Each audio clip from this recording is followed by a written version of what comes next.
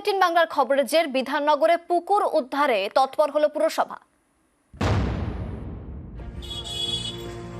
বিধাননগর পুর এলাকার মধ্যে পড়ে মহিষবাথান।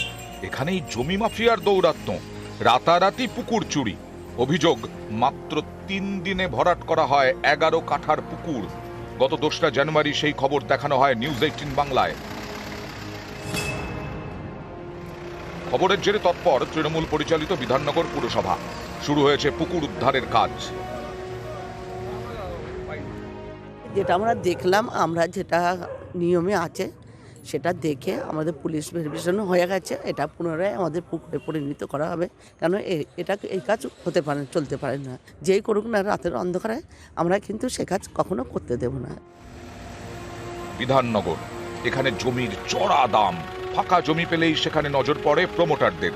তৈরি হচ্ছে একের পর এক বহুতল, এমনকি পুকুরও বুঝিয়ে ফেলা হচ্ছে, যেমনটা হয়েছিল বিধাননগর পুরসভার মহিষবাথানে। রাতারাতি গোটা পুকুর বুঝিয়ে ফেলা হয়।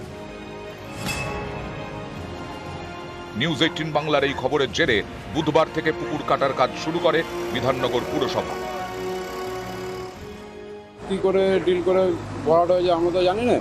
আমরা এসে দেখছি, সকালবেলা এসে দেখছি পুকুর ভরা।